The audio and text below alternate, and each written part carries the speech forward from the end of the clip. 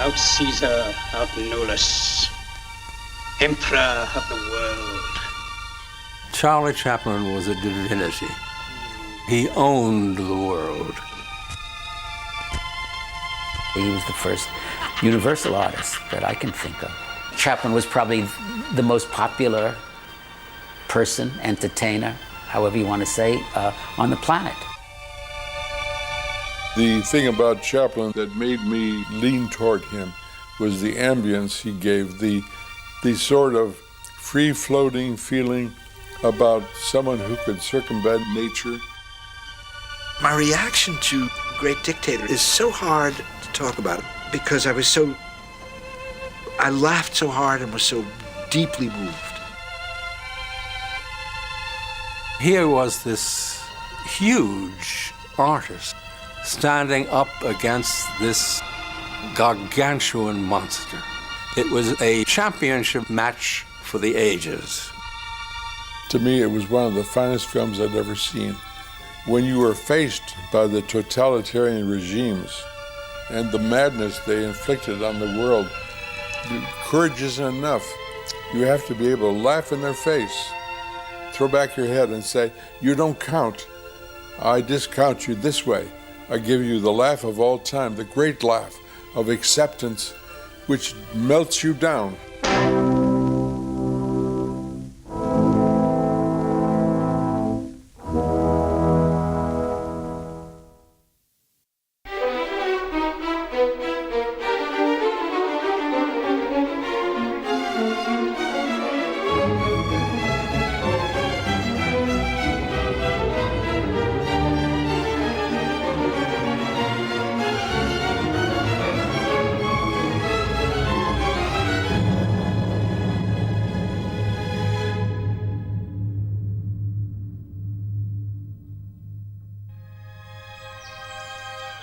A remarkable new discovery in the Chaplin Villa at Vevey, Switzerland. In the film vault are the famous comedies, The Gold Rush, City Lights, which are known to the entire world. What was not known lay in the cellar for decades. 2 suitcases belonging to Sidney Chaplin, Charlie's brother, full of curious little boxes which turned out to contain amateur film. Chaplin shot his film in black and white, but this footage takes us behind the scenes in color. It adds another dimension to an extraordinary story, the confrontation between Adolf Hitler and Charlie Chaplin through the making of a highly controversial motion picture released in 1940 called The Great Dictator. Charlie Chaplin, the little tramp, and Adolf Hitler, the leader of Germany, had more in common than just a moustache. They were born in the same week of the same month of the same year. A few years before Chaplin became famous as the tramp, Hitler was a tramp. Both were outsiders who left their homeland to conquer the world. They became the best loved and most hated men of their time. In every country, Chaplin was the symbol for laughter. Hitler, the symbol for destruction. His war cost 55 million lives. But in the 1930s, he seemed unstoppable. World leaders sought to appease him. Most of Hollywood chose to ignore him. But one voice would speak to millions. One man would have the courage to challenge the world's most dangerous leader, Charlie Chaplin. The climax of The Great Dictator. Chaplin's Jewish barber is mistaken for the dictator and is called upon to speak. Excellency, the world awaits your word. Chaplin had never spoken on the screen until he made this film. But he felt if he could talk from his heart, he might even be able to shorten the war. What was it that would bring Chaplin and Hitler into such a unique confrontation? Chaplin was born in 1889 in the South London slums he would recreate so often in his films. His father was a music hall singer, as was his mother. Because of her mental trouble, Charlie and his brother were sent to the workhouse. Working people were terrified of this fate, which Chaplin vividly conveyed in The Kid, when the law comes to take the child to the workhouse.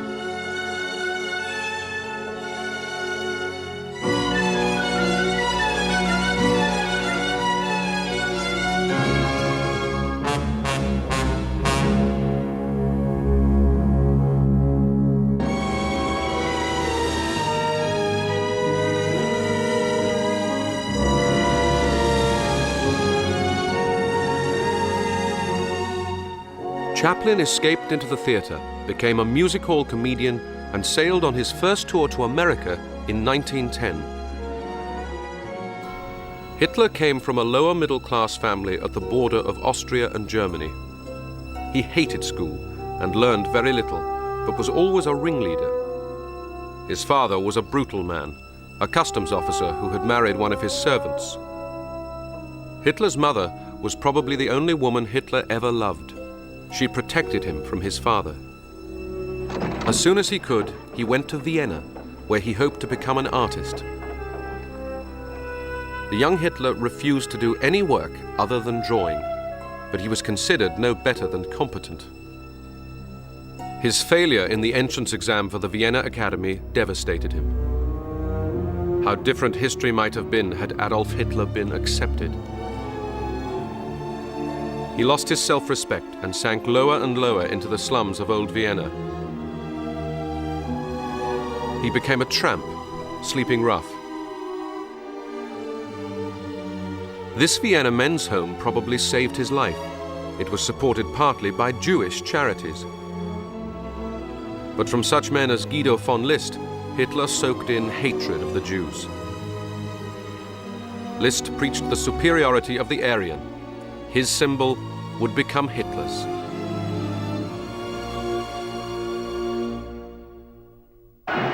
Munich, 1st of August 1914. A cheering crowd celebrates the outbreak of war.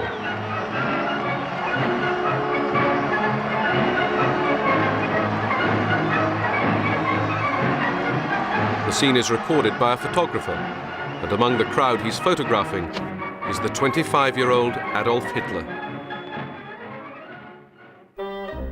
It is not often one sees the birth of a legend. This crowd takes no notice of the tramp on his first appearance in public in 1914. A year later, he would be mobbed wherever he went. 2 years later, he would be the most famous man in the world. February 1916, Chaplin signs with the Mutual Film Corporation for the highest salary of any performer in history, standing behind Sidney Chaplin. Hitler was earning 9 marks a week at the front, but he loved the war. It gave him a sense of purpose, and he was still an artist. He designed this facade for a soldier's cinema. Hitler had avoided the Austrian army because of his passion for Germany. His supreme commander, the Kaiser, is fuming with jealousy over Chaplin's popularity in this wartime cartoon. Charlie captured the Kaiser at the end of Shoulder Arms. The Chaplin films did more than any others to raise morale.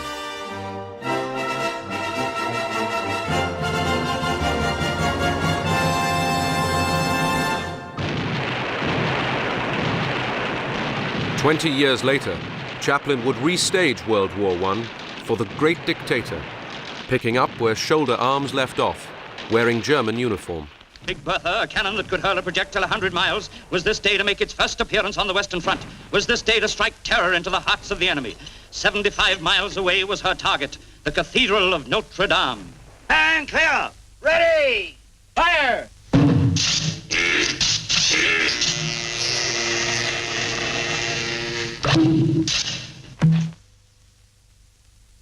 He was the little guy who, they loaded it up and then he had to pull this string that fired it. And he had such a funny way of doing it that watching this, I screamed with laughter and it ruined the take. And he was delighted, my father. I thought he'd be furious. God, that cost me a fortune, and he loved it. He became a worldwide figure during the First World War, while the German submarines were sinking convoys of ships. Somehow, his films were circulating around the world. It's as if there were special convoys just to take Chaplin films to Europe. Before stupendous crowds all over the United States, Chaplin took part in Liberty Bond rallies. Many people criticized him for not joining up, but these rallies brought in huge sums for the war effort. He appeared with Mary Pickford and Douglas Fairbanks, with whom he would form United Artists. Here, together with D.W. Griffith, they announced their independence. This gave Chaplin complete artistic freedom. By now, the war was over. A gas attack at the end of 1918 had put Hitler into hospital.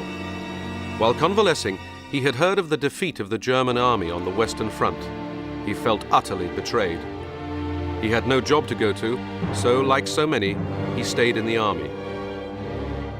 The revolutions of 1919 and 1920 propelled Hitler into the Nazi Party. 1921, Chaplin returns to London for the first time.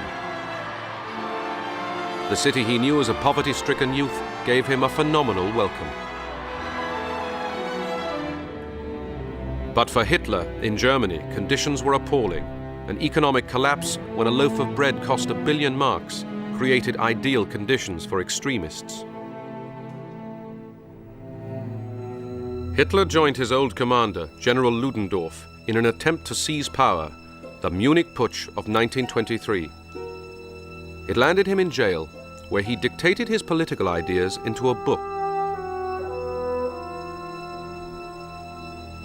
Among the men who inspired him was the Italian fascist dictator Benito Mussolini.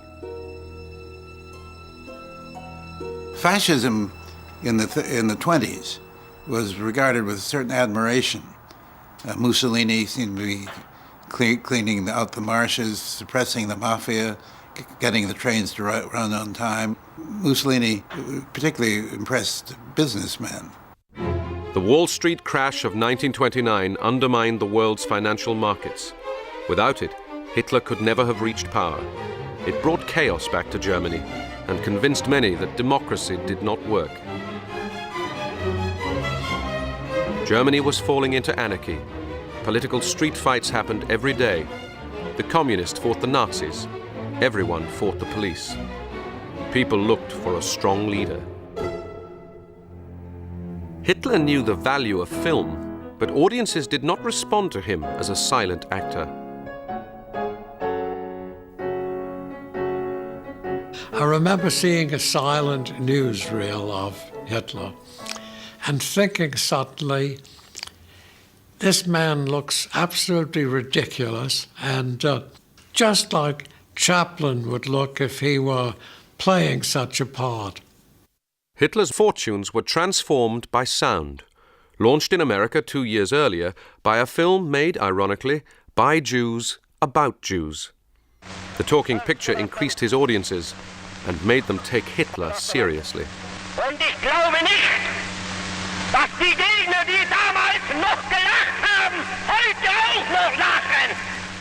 Er ist eindeutig als Redner an die Macht gekommen. Stück für Stück und immer mehr, und die Begeisterung wurde immer größer. Er hat sich ja immer mehr perfektioniert. Er hat sich ja dann auch sehr bemüht. Er hat ja zum Beispiel auch zwischendurch mal Schauspielunterricht genommen, weil er diese Wirkung verstärken wollte.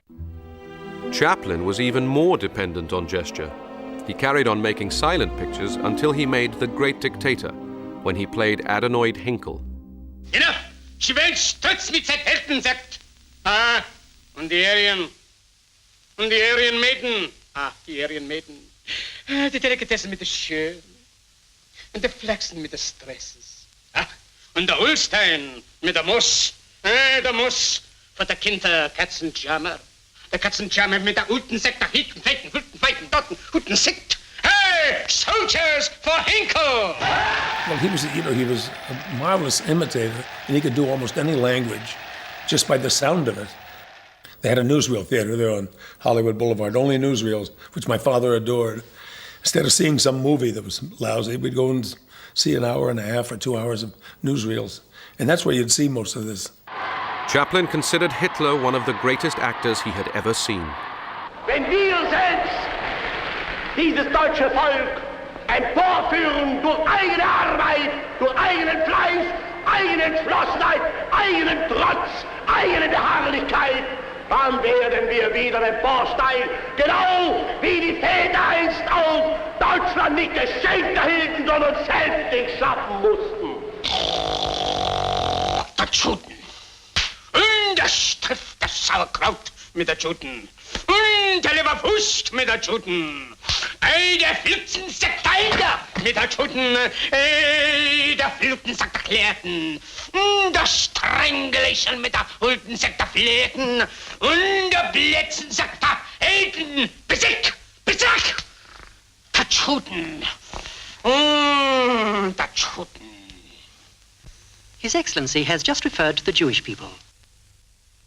Chaplin would also play a Jewish barber, whose girlfriend in the film and his wife in real life was Paulette Goddard, who was half Jewish. How'd you do it? The Nazis were convinced that Chaplin was a Jew. Chaplin never denied it. No. I absolutely thought he was Jewish. First of all, because the way I was brought up, everybody funny was Jewish. On his visit to Berlin in 1931, he was met by rapturous crowds. The Nazis hated seeing a man they thought was a Jew welcomed like this. Wir wussten, dass ein Jude war, nicht wahr? Das wussten wir. Und das war natürlich für uns nicht das, was wir wollten. Und wir wussten auch, dass er uns nicht lieben konnte und nicht geliebt hat. Und dass er großen Einfluss hatte. The Nazis would later use these newsreels of Chaplin's visit in their most notorious propaganda film. Der Jude Chaplin wurde bei seinem Besuch in Berlin von einer begeisterten Menge begrüßt.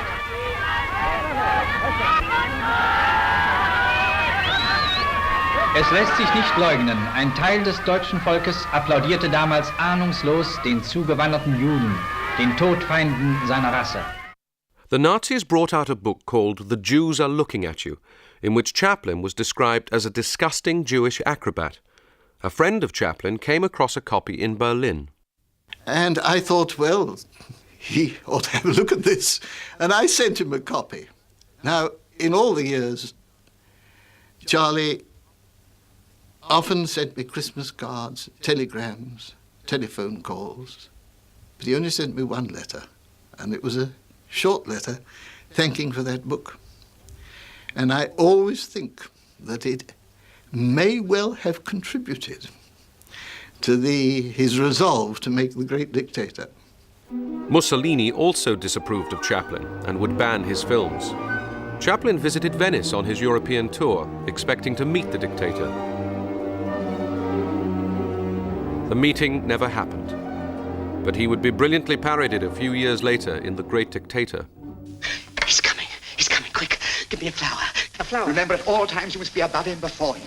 Entering or leaving, you must be first.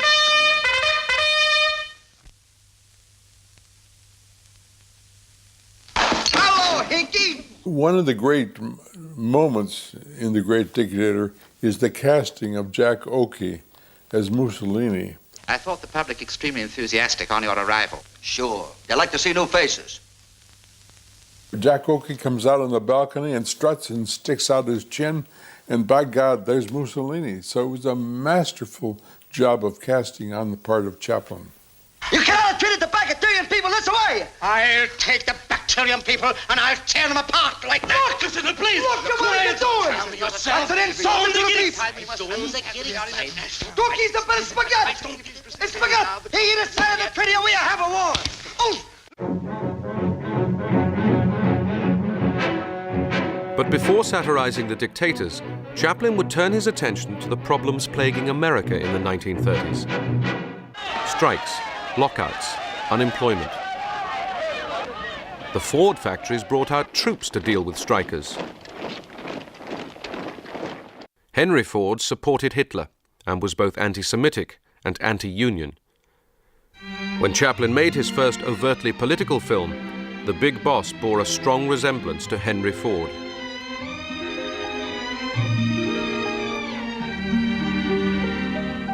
Hey! Quit stalling. Get back to work. Go on. Henry Ford had invented the assembly line, which was the trigger for Chaplin's satire.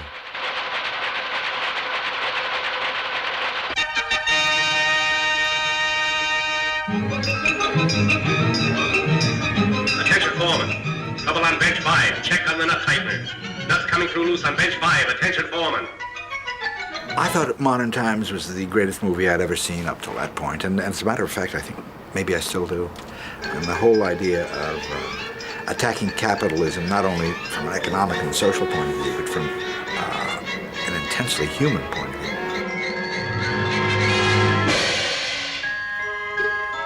What he was talking about was people becoming a cog, becoming part of machinery, because we're so dependent on it. That is the movie where a red flag falls off a truck and he's walking down the street and a parade comes in behind him and the cops then come in and beat the hell out of him. Brilliant, brilliant, brilliant ideas and, God, the execution.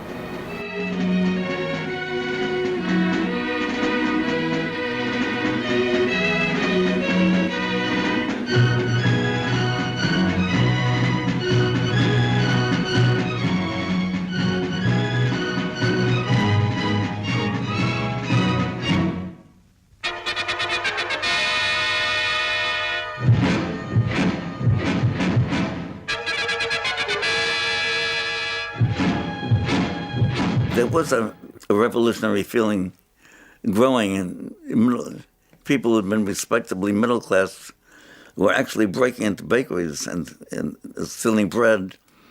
It was extreme. The violence of industrial relations was also extreme.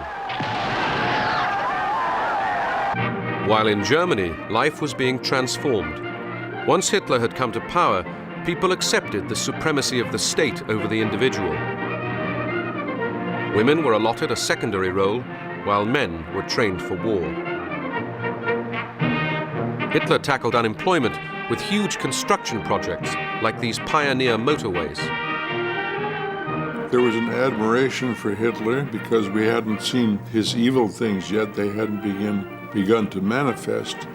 We saw that he helped cure their inflation and put the people to work, and he had all the young men marching around with shovels over their shoulders instead of rifles. And I don't think that anyone really wanted a dictator in our country. But when we looked at Hitler, we saw maybe something like this could get us out of our depression. These rallies at Nuremberg, Hitler told the world, were for peace and freedom.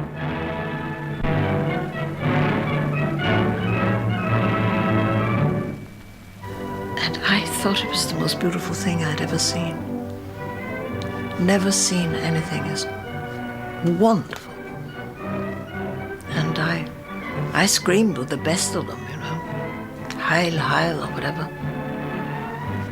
And I don't feel guilty about that. How can I? I was 11. What I found extraordinary worthy was the theater.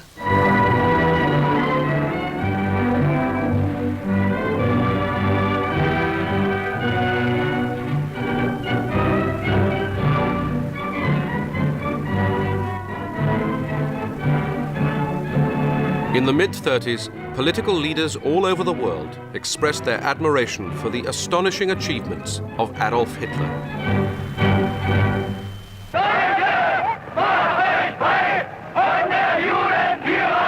The anti-Jewish boycott would become an important feature of Chaplin's film. The barber has lost his memory and knows nothing of the dictator's rise to power.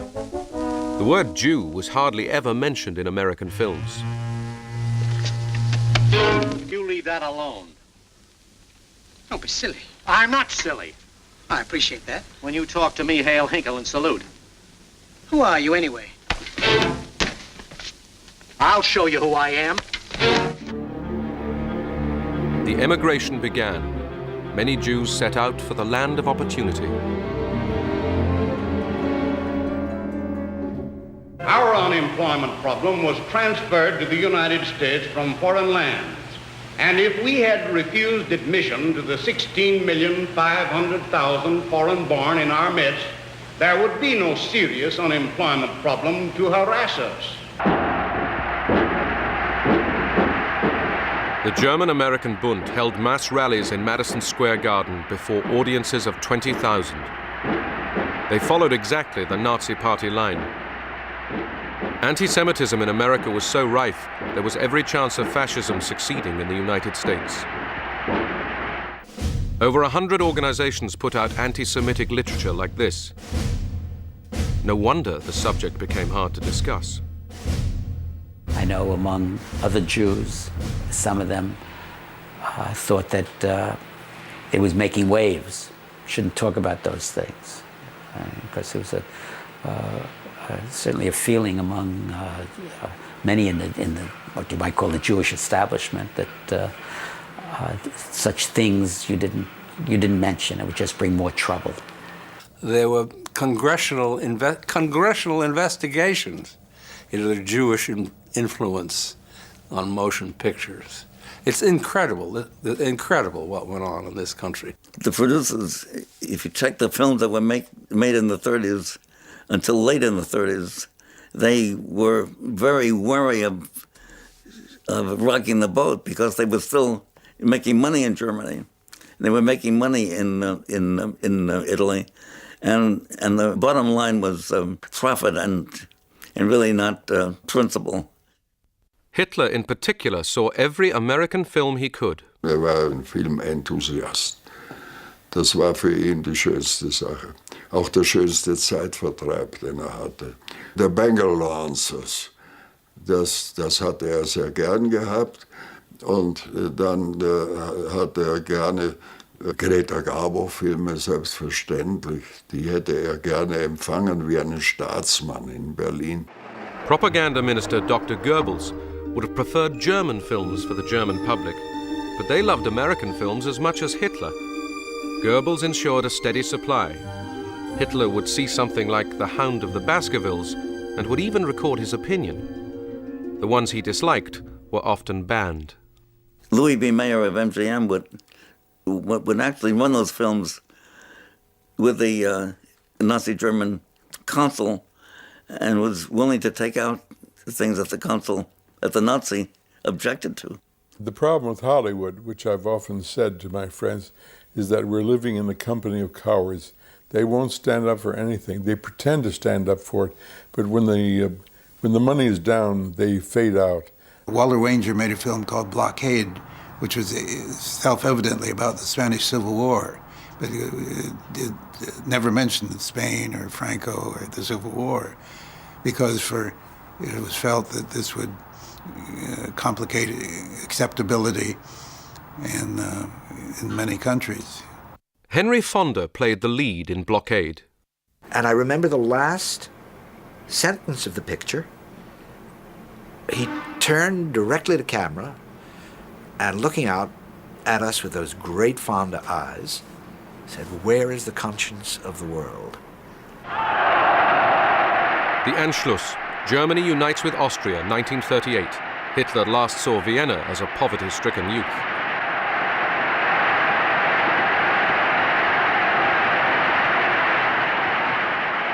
Als Führer und Kanzler der deutschen Nation und des Reichs melde ich vor der deutschen Geschichte nunmehr den Eintritt meiner Heimat in das Deutsche Reich. It was 3 days after the Anschluss, and I was walking in the street with my best friend, and came upon this group, a number of middle-aged ladies and gentlemen, all obviously upper-class citizens. And they were on their knees and cleaning the pavement with toothbrushes. There were lots of Viennese in this group, laughing and taunting them, and it was You know, it was really something that could have been out of The Great Dictator, you're quite right.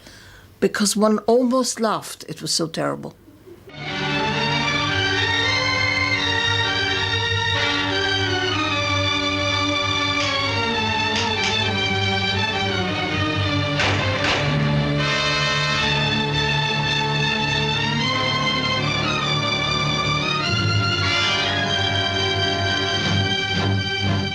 Against a background of aggression and appeasement, Chaplin announced his film in October 1938.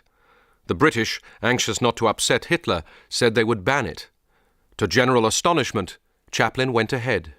Every one of my friends, many of whom were Jewish, like myself, felt that a David had arisen, a comic David, to fight Goliath. And we could only be happy. Kristallnacht, November the 9th, 1938. The Nazis unleashed a wave of violence against the Jews. Wenn es dem internationalen Finanzjudentum in und außerhalb Europas gelingen sollte, die Völker noch einmal in einen Weltkrieg zu stürzen, dann wird das Ergebnis nicht die Bolschewisierung der Erde und damit der Sieg des Judentums sein, sondern die Vernichtung der jüdischen Rasse in Europa. There was a big movement afoot among Jewish producers in Hollywood to discourage Chaplin's film. A lot of them went to him and said, look, Charlie, you're going to make it terribly hard for our people over there. You know, it's going to make Hitler furious. And Charlie would say, well, I don't give a damn if he's furious. He can't be any worse than he is, can he, you know? He even felt that there would be trouble with getting a release. They were saying, this is a disaster, Charlie, you know, not just for the Jews, but for the American foreign policy and so forth. Charlie was beginning to get really scared. Roosevelt got word of this, and he sent Harry Hopkins out to talk to Charlie. And Hopkins said, look, Charlie, the president is all for this. He said, you don't have to worry about their boycotting release. He'll see that it's released. He feels that this is a very important thing and that you must go ahead and not listen to any of these people who are trying to discourage you.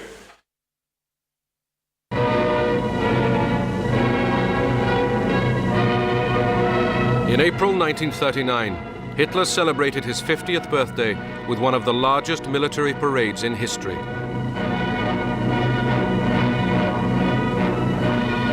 For the first time since 1919, tanks rolled through Berlin.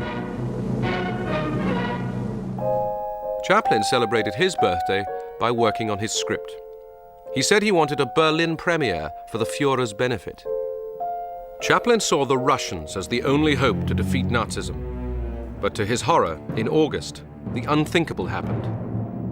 The Nazis signed a pact with the Soviet Union. I believe the great phrase was, Russia is not going to pull England and France's coals out of the fire. That was the great rationalization for the pact. So the particular atmosphere that I ran into was of tragedy, a calamity, and the end of the world. The victory parade in Warsaw. Germany and Russia have carved up Poland. England and France have declared war on Hitler. As Chaplin began work, his brother Sidney filmed him. Sound equipment was installed and a ghetto set built at his Hollywood studio. The finance for the film came not from the other Hollywood studios, but entirely from Chaplin himself. Filming in the ghetto began on September the 9th, 1939, 6 days after the outbreak of the Second World War, in conditions of strict secrecy.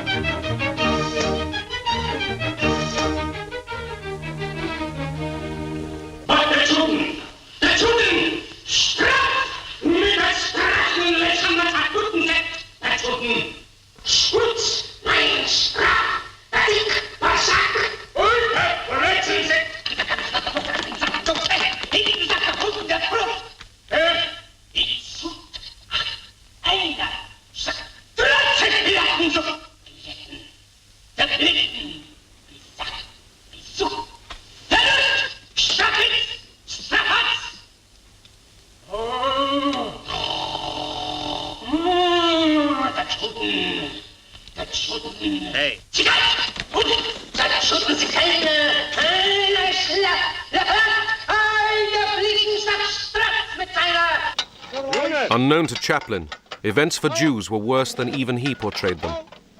Nonetheless, he took great risks with his film. A very daring thing to have done, really, to satirize the Jews and Hitler and Mussolini and make a sad comedy. It's almost tragic, you know. It's the comedy element. You find yourself laughing at something that you don't want to laugh at. Before we take you down, you'll finish this. Here. Go on, paint that.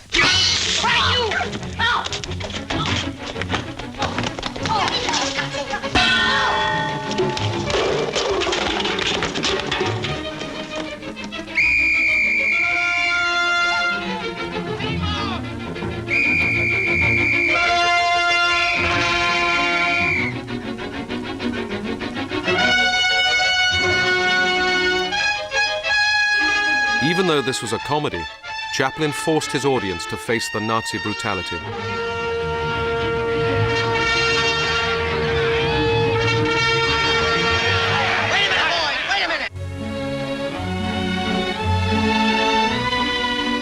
Chaplin was proud of the equipment he was using for the first time. So he called up a dear friend of his, Louis Milestone. He said, "You got to come down here. Something I have to show you. It's incredibly important. You have to get down there." So Milestone came down. My father said, look at this, look at this. And Milestone saw it, and he had a crane, I guess, that lifted the camera and moved it over. He said, what do you think of that? And Milestone said, "Charlie, they've been doing that for years." In his own studio, Chaplin was also a dictator, but usually a benevolent one. He always could divorce the little man, as he called himself, from his everyday living, because he was so entirely different in person than anything that he did on the screen. But with the great dictator, he became more and more important to himself. I used to laugh so, because the moment he put on the uniform, he'd smooth down his flat tummy and preen a little bit and always looking in the mirror just to see that everything was just so, he was not a vain man, but he certainly was during the making. His Excellency is about to descend the stairs. Miss Aidy.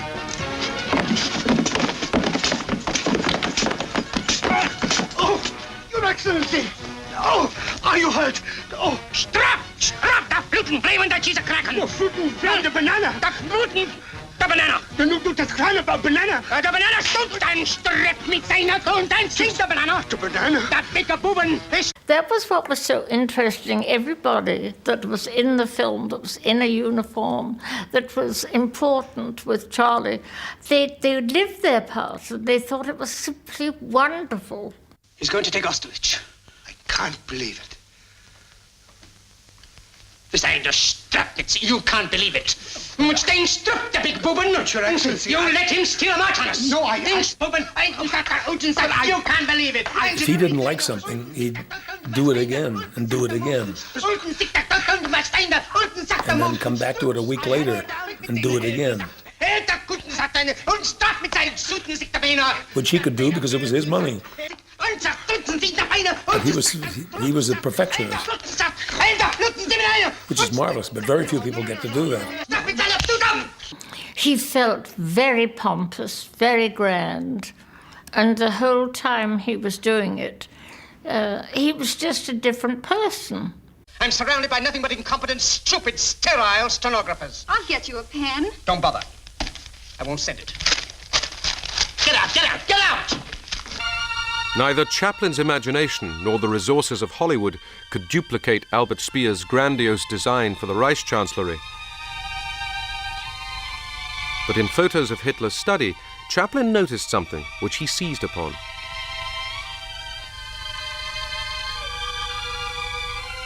Others claimed it was their idea, but its origins can be found in a home movie taken as early as 1928. Chaplin is fooling for visitors, as he so often did, when he suddenly came up with this strange idea involving the globe and a German helmet.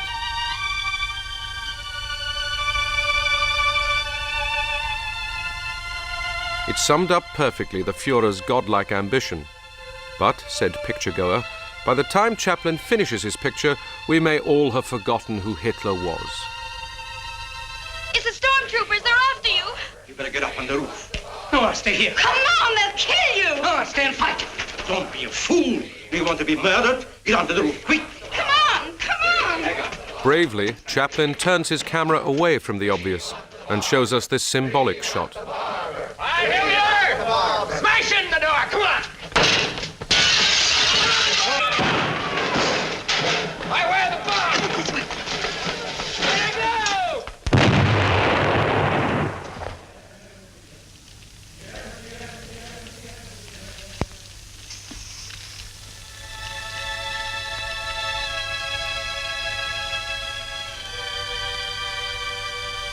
There goes the barber shop. Never mind, we can start again. We can go to Austerlitz. That's still a free country. The main filming was no sooner finished than Hitler launched his blitzkrieg.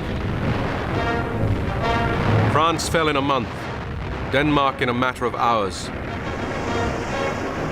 Chaplin was so appalled, he considered withholding the film. This newsreel shows Hitler at the moment he heard of the fall of France. Chaplin said, "He is a horrible menace to civilization rather than someone to laugh at."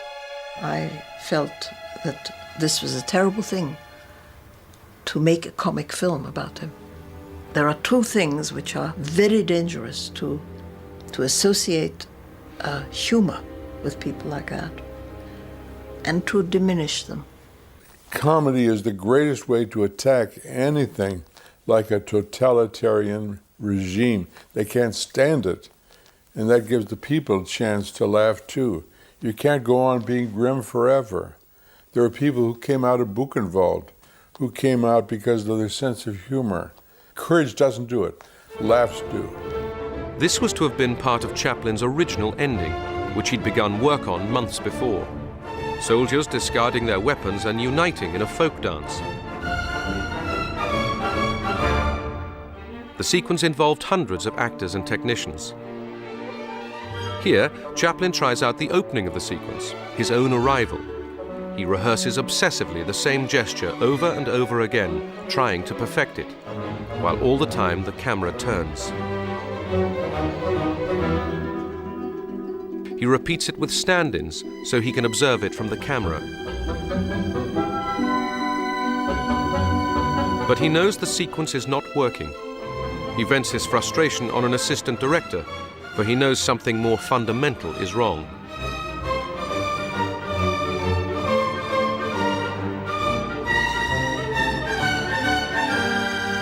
In this form, he would abandon the sequence. Instead, he realized his ending would have to focus much more on his own speech, which he would deliver not as the dictator, not as the barber, but as himself, Charlie Chaplin. Hitler's attack on France gave him the impetus to rewrite the speech, which would be a plea for peace, a plea for sanity.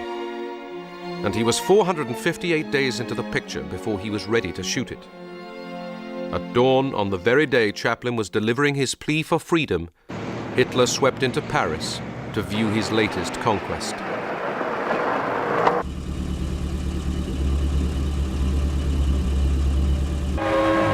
A carpet of flowers greeted the Führer when he returned to Berlin. He was at the zenith of his power, having achieved his victories with incredible speed. Said Chaplin's son, "If only Charlie could move as fast as Adolf Hitler." But Chaplin was still not happy with his film and was reshooting yet again. The ghetto set had been torn down, so he rebuilt it. He would spend months reshooting, re-editing, and re-recording before finally, after 559 days of work, the report sheet showed no rushes, no shooting, no recording. He was ready to show his picture to the world. The film opened in 2 Broadway theaters simultaneously, attended by a crowd so full of celebrities, it was commemorated in a special cartoon.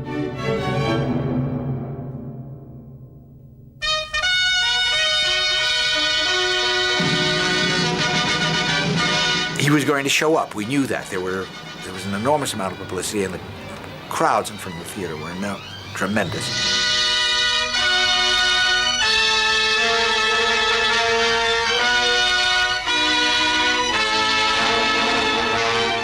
Received an absolute ovation. People stood, cheered, called for Chaplin. Here, this man had come out against Hitler. It was as if the greatest angel in the calendar of saints and angels had suddenly taken a stand. It was such a brilliant tour de force that I think it blinded people as to what it was saying or not saying.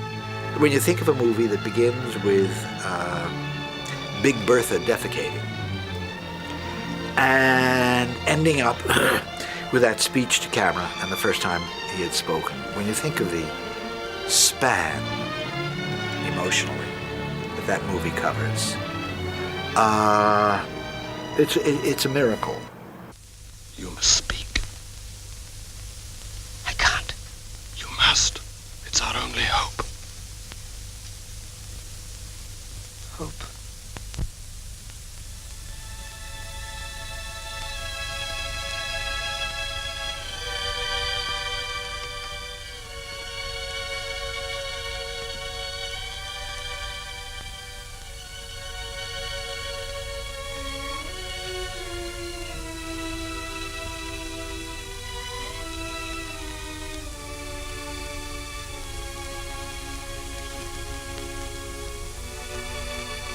I mean, that ending doesn't come as an abrupt thing. He builds it so carefully, prepares you so carefully for your own feelings to be involved on another level. I'm not saying that laughter isn't a feeling. It's a tremendous feeling. But to get rid of the laughter feeling and slowly let this other emotion well up. I'm sorry, but I don't want to be an emperor. That's not my business. I don't want to rule or conquer anyone. I should like to help everyone if possible. Jew, Gentile, black man, white. We all want to help one another. Human beings are like that. We want to live by each other's happiness, not by each other's misery. We don't want to hate and despise one another. In this world, there's room for everyone, and the good earth is rich and can provide for everyone. I wept at the ending. It was something to me that had to be said. If it was inartistic, it was inartistic. I don't care.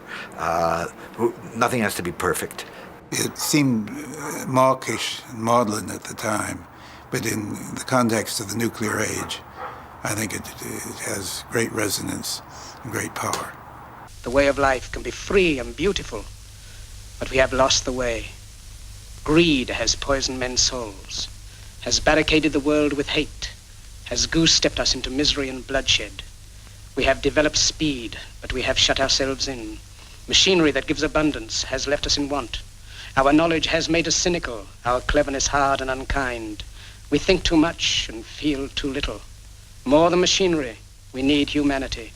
So at the end of this speech, he dares to remind you that you don't have to go on killing. You don't have to be a totalitarian. You can make do with the worst people in the world. Somehow you must. And that's what he did. And there are a lot of people with violence in their soul resented the fact that someone wanted peace. But Chaplin said he would never have made the great dictator had he known the full horror of Hitler's crimes. Millions were grateful that he did. Chaplin brings us to tears because he reminds us of the potential of mankind lighting a lantern and keeping it aside while mankind goes on destroying itself, and being there when the war is over to relight the lantern and to give us hopes for tomorrow. At the height of the Blitz on London, the film opened to an ecstatic reaction. The best propaganda film since the start of the war for the British people, said one. The best heartener we could have. The film was to go on to become Chaplin's biggest moneymaker, yet it was banned across Europe, in parts of South America, and even Ireland. But did Hitler see it? At the end of the war, I was in Berlin. I was in charge of the gathering the photographic evidence for the war crime trial that was being prepared in Nuremberg. But in the course of it, I looked up the file on what films Hitler had ordered to run. And this is the true. He ordered The Great Dictator, and then he ordered it a day or so after again. Es ist mir klipp und klar gewesen, dass der sich das vorführen hat lassen und danach gelacht haben wird. Wissen Sie, der Hitler war auch schlau. Und ich kann mir auch sehr gut vorstellen, dass er über diesen Film von Charlie Chaplin, wo der mit dem Mussolini auf zwei Stühlen sitzt beim Friseur und dann hochgekurbelt wird er sicher sehr herzlich gelacht haben. Er war ja kein Kostverächter. Er konnte über solche Sachen lachen. Nicht? Im engeren Kreis wird er das nie öffentlich oder so. The German public did not see the film during the war, but the German army did, once. In occupied Belgrade, as a 17-year-old working in film dispatch, Nikola Radosevich discovered a print. Wir wollten machen kulturelle Sabotage. Ich gehöre zum blauen Band, wie habe Sie gesagt. Wir sind nie mit Waffen gegen die deutschen Soldaten etwas gemacht. Nein, nur etwas mit Spaß. Wir wollten, dass der Hitler hört, was denkt über ihn Charlie Chaplin. Nikola substituted the Chaplin film for the German feature the soldiers were to see. Bei Beginnung von Vorführung Leute haben nicht gleichzeitig bemerkt, was ist denn. Aber nach den 40 Minuten oder 45 Minuten ist einer von SS-Mann hatte mit Gewehr erschissen in weiche Wand. Und alle anderen sind durch Türe schnell rausgegangen, weil wollte nicht mehr dort sein, weil passiert etwas gegen die Hitler. 1945, the last shots of Hitler before his suicide.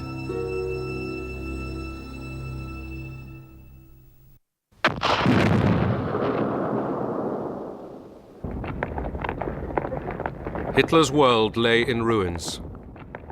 When the Reich Chancellery was captured by the Russians, they found nothing but rubble. But one object remained intact.